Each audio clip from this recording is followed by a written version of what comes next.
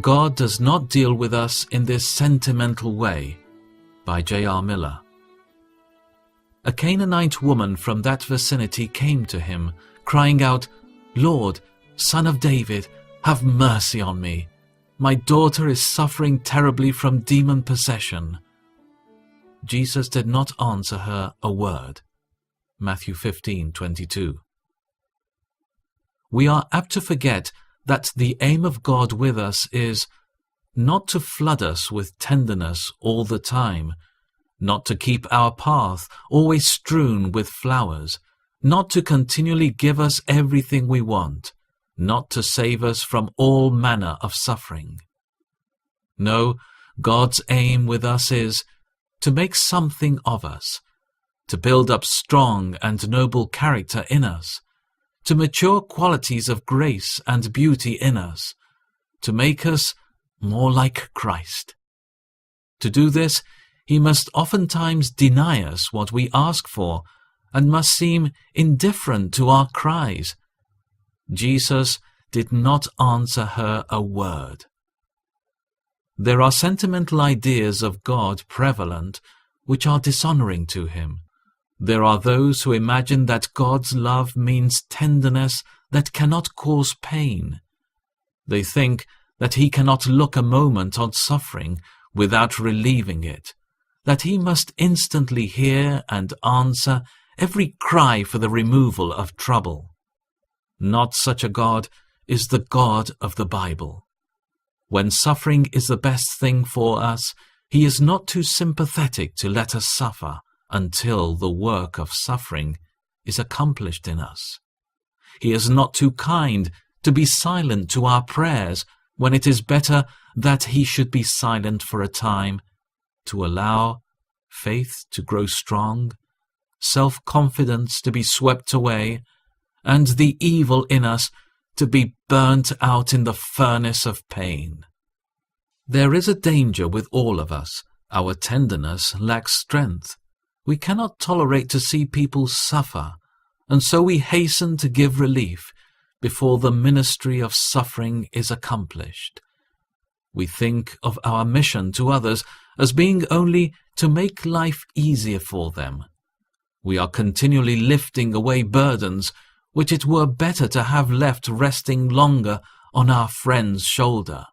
We are eager to make life easy for our children when it were better if it had been left hard. We must learn that God does not deal with us in this sentimental way. He is not too tender to see us suffer, if more suffering is needed to work in us the discipline that will make us like Christ. Here we have the key of many of the mysteries of providence. Life is not easy for us, and God does not intend it to be easy.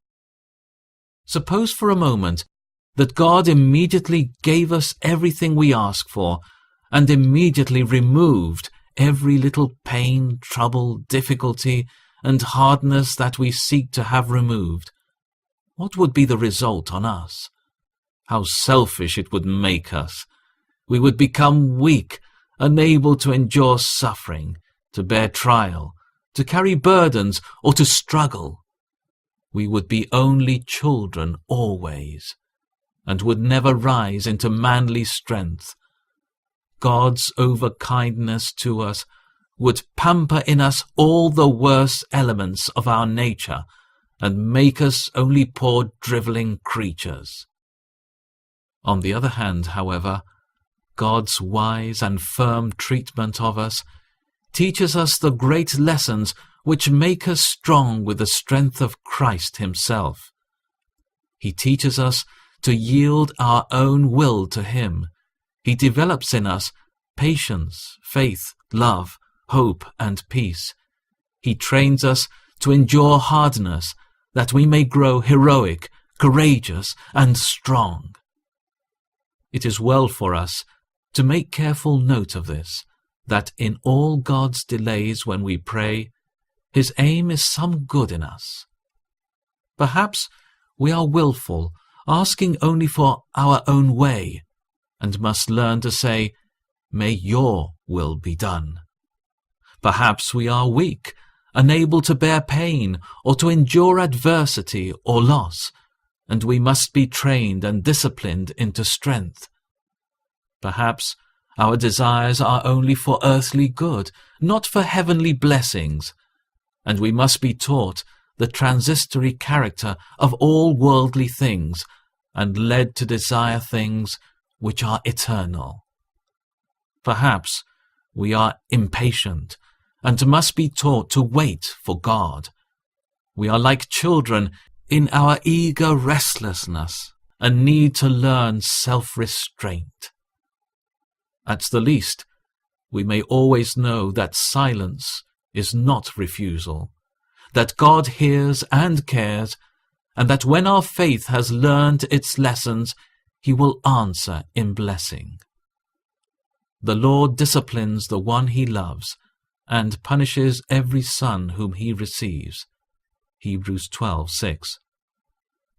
God disciplines us for our good, that we may share in His holiness. Hebrews 12:10.